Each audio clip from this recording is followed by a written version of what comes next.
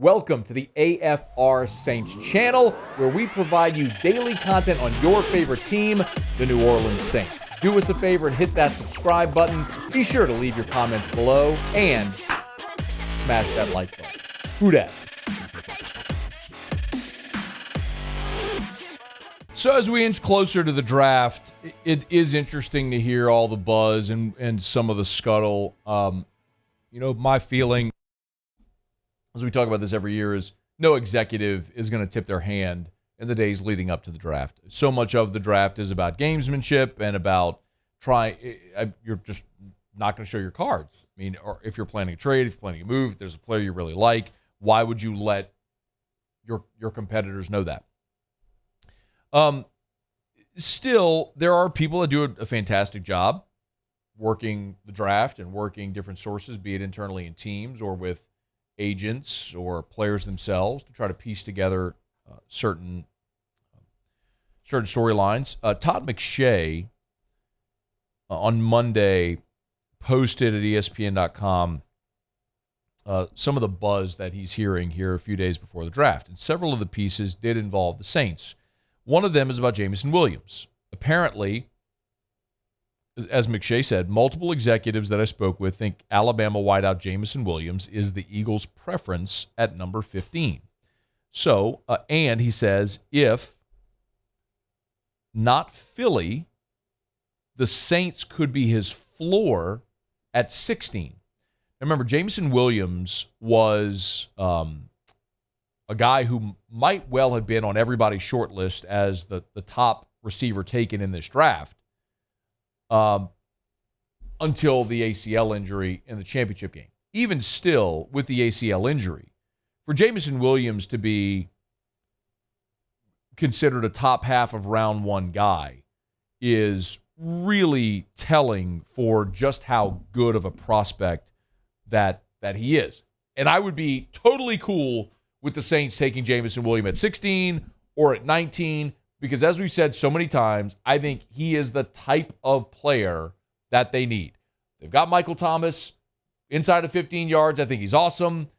What the Saints need is a receiver that can stretch the field. They need this version of Devery Henderson, of Brandon Cooks, of what Ted Ginn was or was intended to be. They need the guy, the game breaker that can stretch the field, and yes, Jameson Williams is that. And the way that receivers or players come back from ACLs now, it's just not as big of a deal. So I'd be totally cool with that. The other thing that McShay wrote about is with respect to offensive line. He writes that everyone knows the Saints are a likely landing spot for Northern Iowa tackle Trevor Penning. He mentions about the Saints losing Teron Armstead in free agency and then getting, obviously, this second pick. But he said there's a big drop-off after the top 3 tackles in this class and an even bigger drop after Penning. So there could be a sense of urgency for teams looking for a tackle. He writes that any team trying to get Penning on Thursday will likely have to move up, potentially to number 14.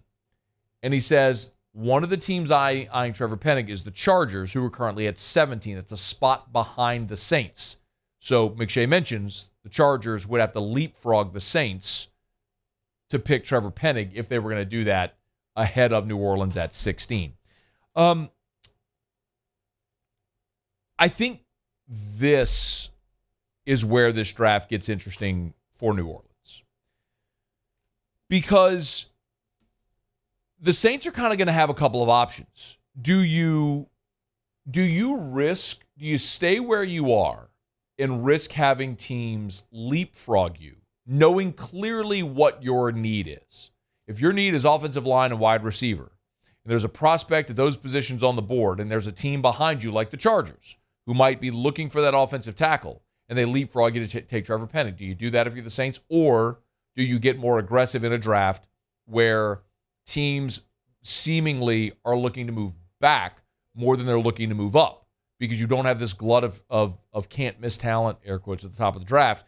Might you have a draft where teams are looking to move back instead? So someone like the Chargers would have more trade partners. If you're the Saints, do you want to move ahead to make sure you get the guy you want? I mean, I'll remind you of what happened the last time the Saints had 2 first-round draft picks. It was 2017. was the year they traded Brandon Cooks, obviously got the Patriots' 32nd pick.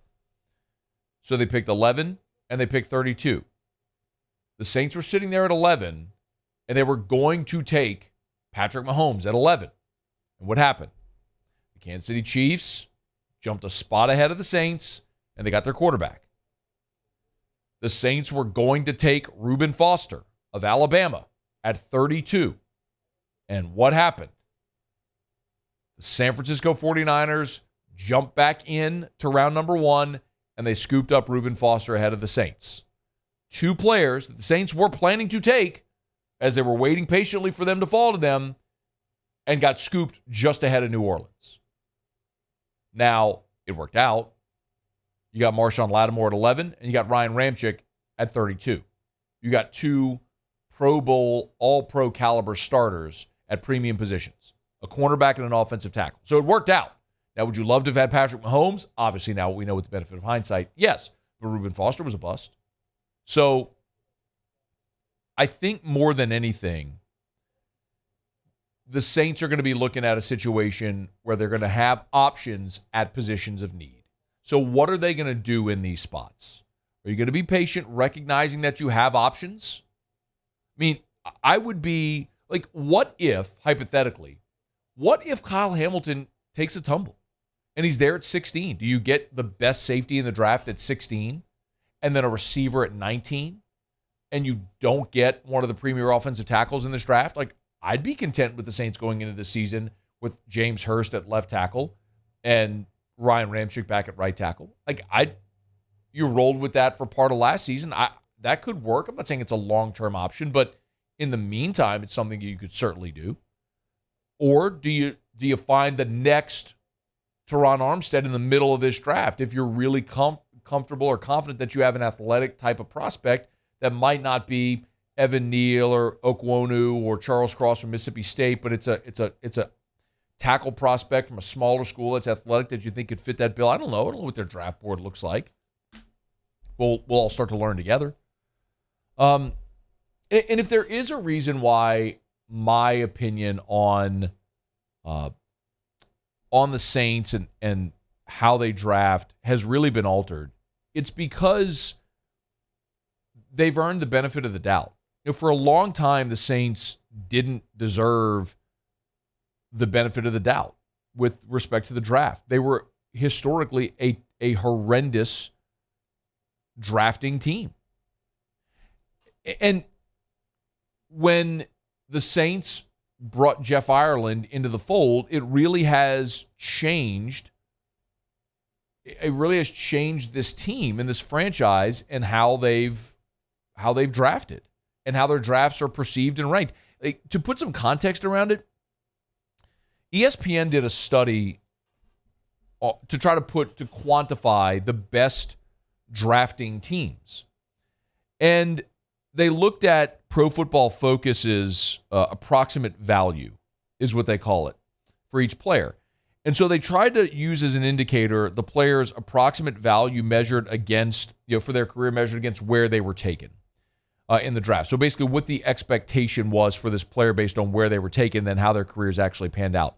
And it's just one metric, I'll grant you, but the Saints, they have, this past decade, going back to 2012, there have been some bad draft class in that mix. 2014, 2015 come to mind. Still, the Saints ranked 8th in the whole NFL in career approximate value over expected, like in this metric. They're the 8th best drafting team over the last decade, from 2012 to 2021. I mean, you can look at some of the players they've drafted in that mix, and it's really impressive when you see how much success they've had. Now, the failures are guys like Stanley Jean-Baptiste, Haoli Kikaha, guys they used high draft picks on that didn't pan out. But you look at guys like Teron Armstead or Brandon Cooks, even some players that didn't end up sticking with the Saints who were later picks, Akeem Hicks, Tyler Davison. But, Michael Thomas, they have the approximate value 34.4. That's the highest of anybody on this second-round pick you got who turned out to be an all-pro receiver. So I guess my point is, and I'd love to see this metric just from 2017 on, but the Saints have proven their talent evaluation works. and their process, their draft day process works. So I'm kind of going into drafts now with the perspective like I kind of trust them and I'm just good with what they do, because more often than not, they've hit. I'm okay with trades and then being aggressive, because if there's a player that they're convicted on, like they love this player, be aggressive and go get that player. You're more likely to hit if you've scouted, you've evaluated, your process has proven it's worked, and there's a guy you like, go get him. Go get him. I mean, because in the years down the line, nobody's going to remember what the Saints gave up when they moved up to get Alvin Kamara in round 3 or whatever it is. You know, they traded up to take Thomas Morstead back in 09. The Saints traded up to take a punter. At the time, it sounded stupid. It's worked out okay. So, draft first round on Thursday.